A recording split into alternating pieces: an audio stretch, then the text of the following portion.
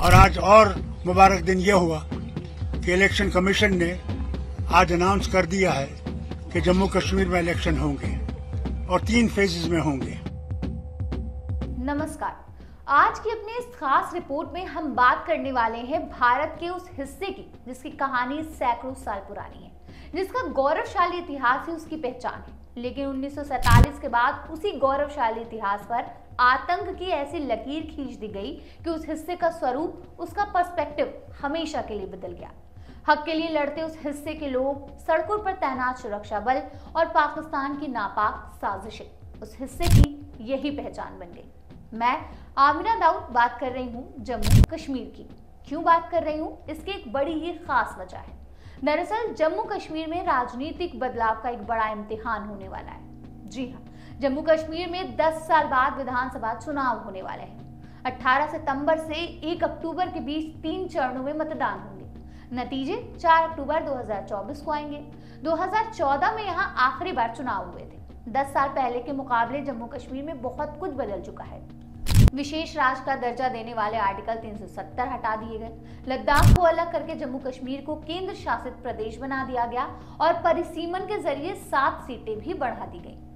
जम्मू कश्मीर में परिसीमन के बाद विधानसभा की 7 सीटें बढ़ जाएंगी, ये ऐलान परिसीमन आयोग ने किया है। खैर, जम्मू कश्मीर को हम 2 हिस्सों में बांट सकते हैं। जम्मू एक हिंदू बाहुल क्षेत्र और कश्मीर एक मुस्लिम बाहुल क्षेत्र। हमेशा से यहाँ मुस्लिम बाहुल क्षेत्र कश्मीर की हुकूमत रही, लेकिन साल 2014 में मोदी सरकार के आने के बाद हिंदू बाहुल्य जम्मू का दबदबा बढ़ा। ये बड़ा राजनीतिक बदलाव यहाँ कैसे आया, चलिए इसके बारे में जान लेते हैं। और इसके लिए हमें पहले जानना होगा कि 2014 के जम्मू कश्मीर चुनाव में किस डिवीजन में कौन सी पार्टी का दबदबा था।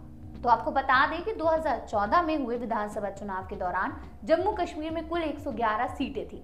इनमें से 24 सीटें पाकिस्तान ऑक्युपाइड कश्मीर यानी पीओके के लिए रिजर्व है, जहां चुनाव नहीं हुए। बाकी 87 सीटों पर चुनाव हुआ था, जिसमें लद्दाख की 4 सीटें भी शामिल थी। 2014 में पीडीपी 28 सीटों के साथ सबसे बड़ी पार्टी बनी थी, लेकिन बहुमत का आंकड़ा नहीं जुटा सकी।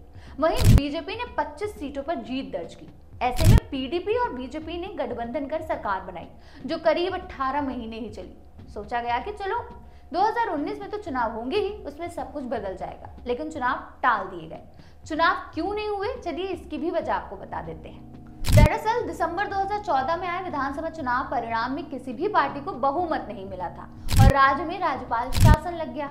मार्च 2015 में पीडीपी बीजेपी अलायंस बना और महबूबा मुफ्ती सीएम बनी, लेकिन जून 2018 में बीजेपी ने पीडीपी के साथ गठबंधन तोड़ दिया और राज्य फिर से राज्यपाल शासन की ओर बढ़ने लगा।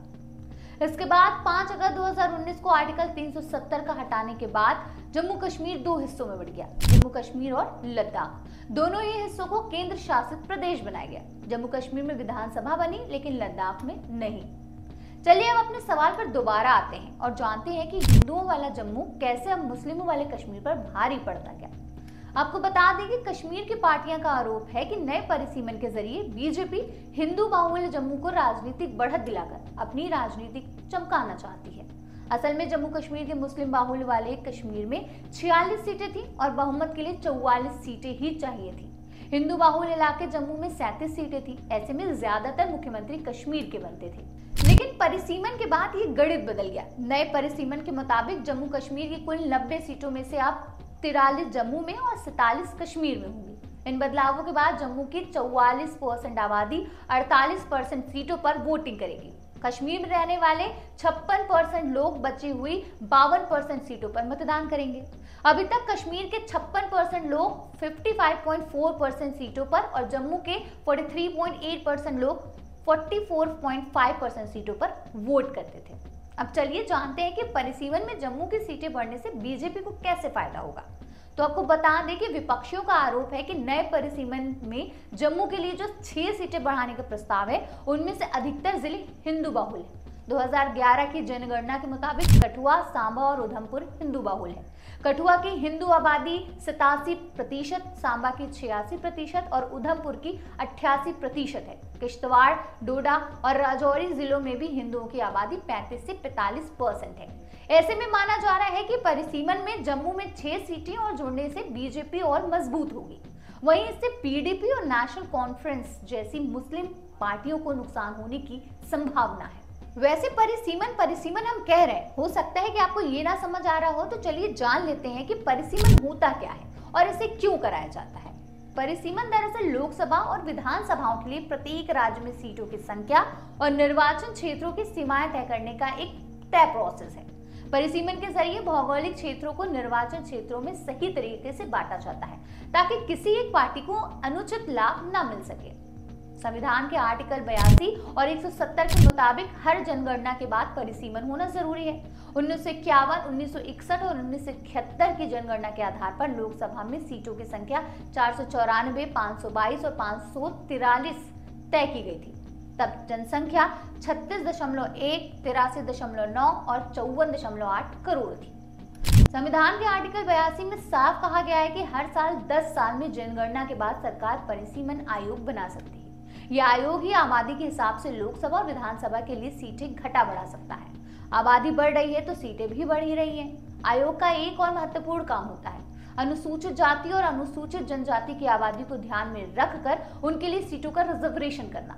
आखिरी बार परिसीमन 2008 में हुआ था। बहरहाल आखिरी निष्कर्ष यही निकलता है कि जम्मू कश्मीर में अब भगवा युग की शुरुआत हो चुकी है। समीकरणों को देखते हुए ऐसा साफ मुमकिन लग रहा है कि भारतीय जनता पार्टी का ही जम्मू कश्मीर में वर्चस्व होगा। फिलहाल इस रिपोर्ट में बस इतना ही। आप बने रहिए और देखते रहिए आपकी खबर।